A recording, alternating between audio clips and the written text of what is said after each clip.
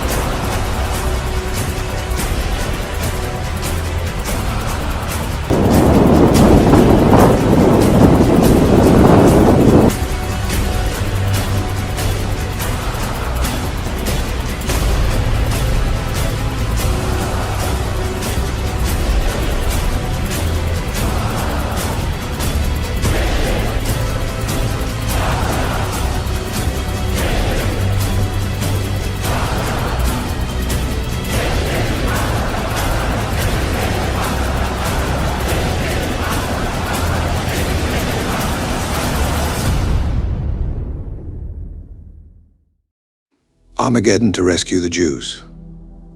Given another world war to save the persecuted Jews, and our children will be doomed to subjugation and probably enslavement, simply because their fathers and mothers had not the foresight or character to fight to save them. How can the propagandists make the West believe the Soviet Union has turned at last against its founders?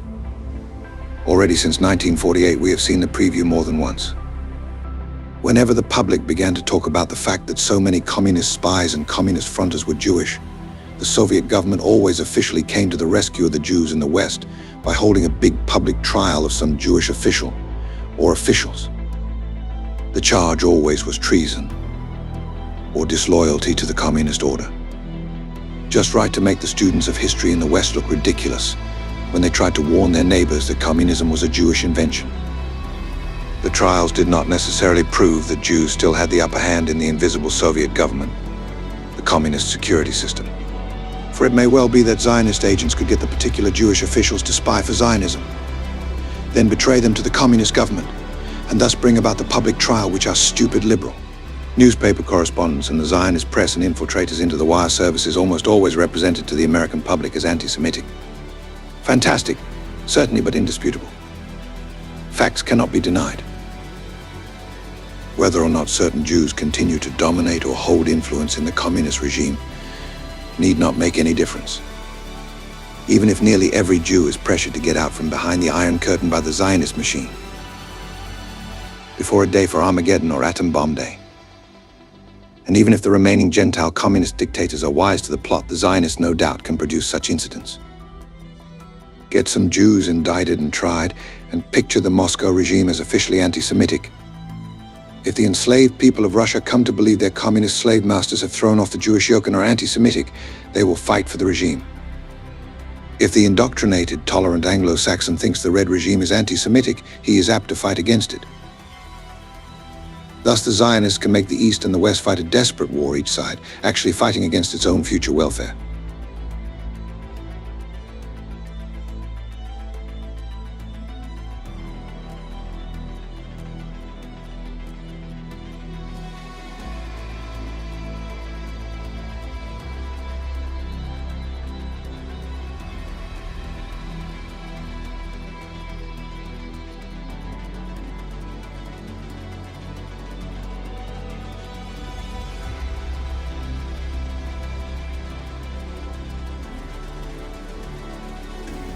Just a few favors from the DA's office.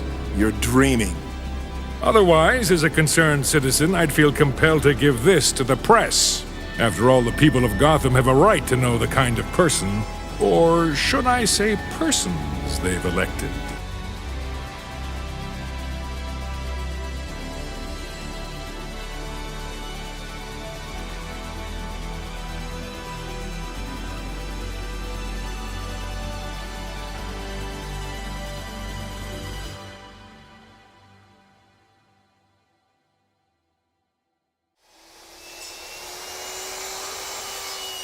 There are two Armageddon lobbies in the world.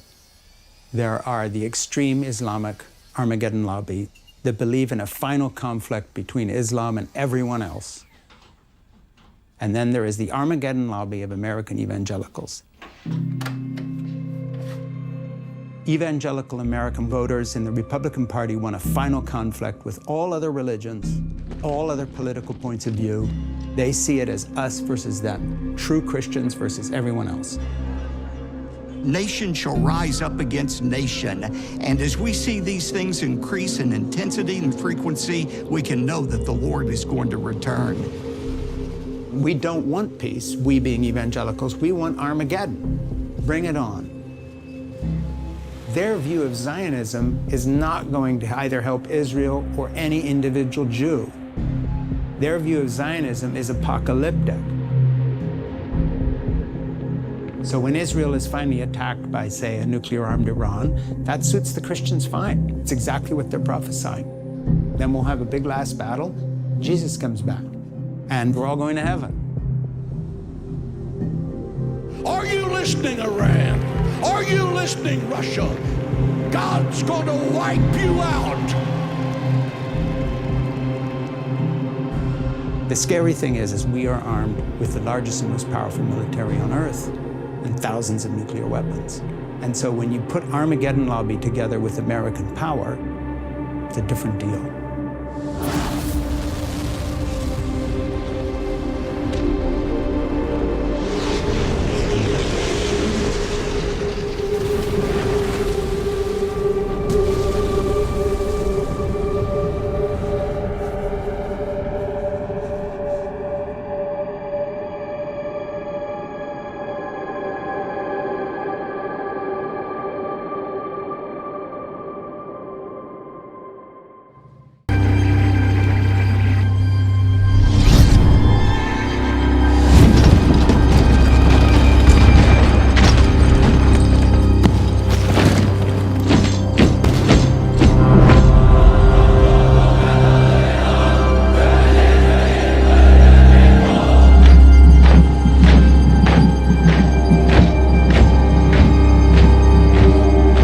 Never in the history of the world have all the players been on the stage. Iran, Russia, China, Europe, America. Everything is absolutely perfect. The final battle for global supremacy will be the mother of all wars at Armageddon.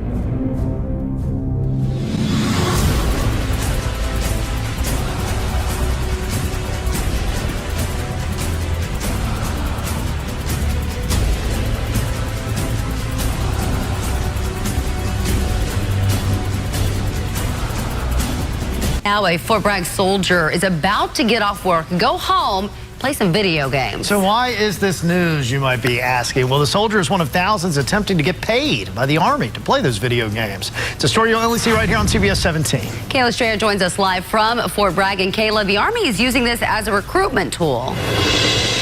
Could a Texas cow start Armageddon in the Middle East in April 2024?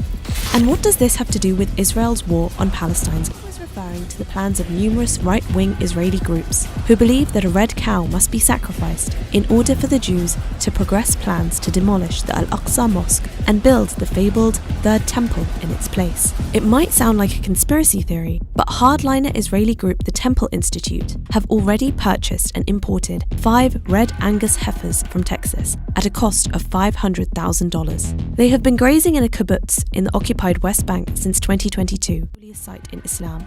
It would trigger outrage across the Arab and Muslim world. However, even if these right-wing Jewish groups are unable to proceed with the demolition, many fear that the sacrifice itself could embolden Jewish extremists to occupy the